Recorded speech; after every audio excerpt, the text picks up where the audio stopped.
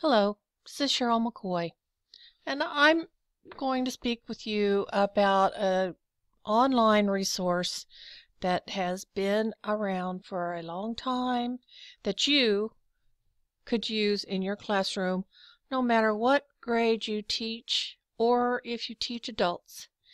It's called the Earth Observatory. The Earth Observatory, where every day is Earth Day. You can subscribe to Earth Observatory and you will get what they call the image of the day. In the Central Plains of the United States, there are still an extremely heavy fires going on in different places. A really particularly bad set of fires is near a town called Rhea, Oklahoma, and it's located in the far western corner of the state just before you get to the Panhandle.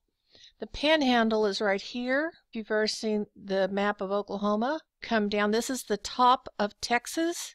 And just to let you know how really dry it is, that's green. Yes, that's green because it's being irrigated.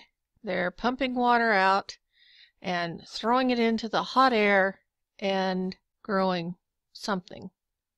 Depends on what particular thing they think they can grow. It could be alfalfa, could be any number of things. But this is a really dry area. I wanted to let you see something called the burn scar.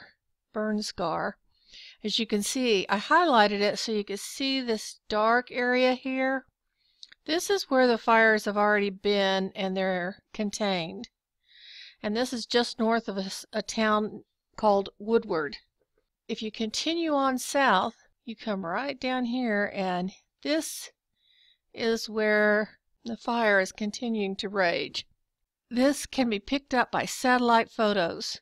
This is what you're seeing from pictures taken from the satellite. You can see the smoke right here, and how the smoke is being blown by the wind and merging with the clouds.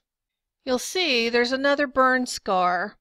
Now, I didn't highlight all of it because I've already shown you how you can see it, but this burn scar goes all the way down.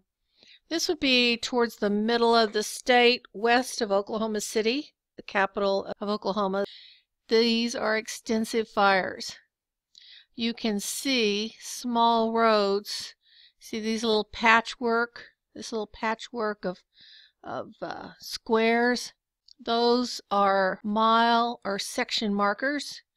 They might have a dirt road that goes through here or some other small area. You can see where they are, of course, doing the irrigation. But when you come over here then, if you compare that, a mile square, this fire is contained in about 6 square mile area in this one area right here. This small area is still many, many miles. And then there's another area here, and on. And then this is already burned. Now, when you see the smoke, do you see this black line?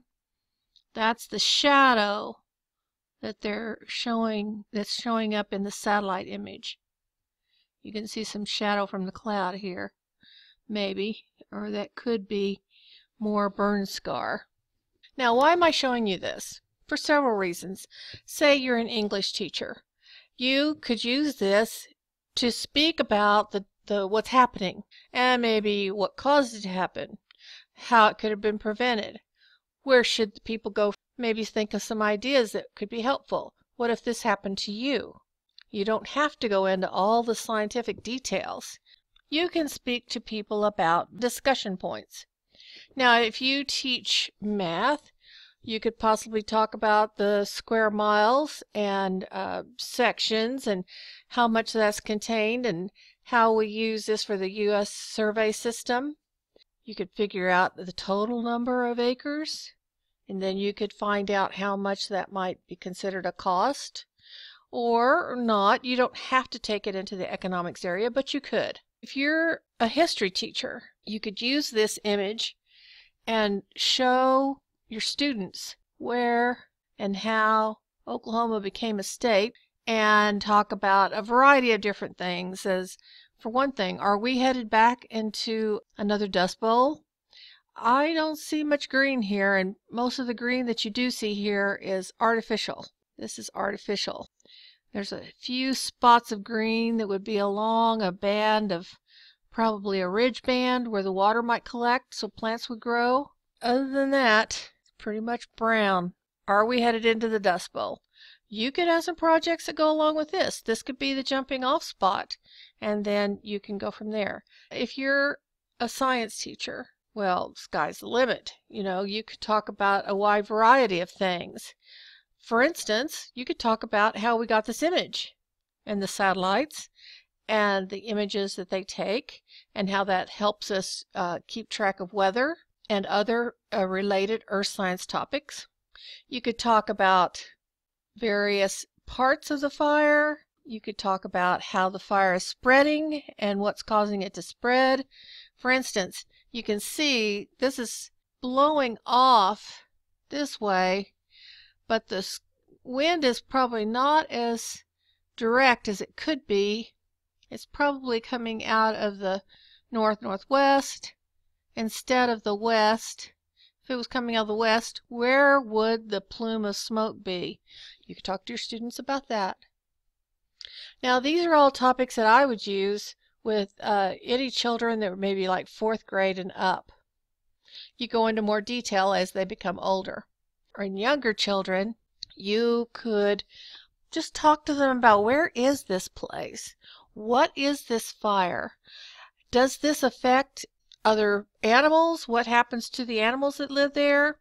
Get them to talk about their thinking, emotions, and things like that, and what does this mean to them? And ask them if they've ever seen pictures of images of Earth that are taken from the sky, taken on our satellites. You could talk to them about, what is a satellite? I hope this has helped you, that you enjoyed this video. If you did, I would appreciate it if you would give me a thumbs up and hopefully subscribe to what I consider a professional development community.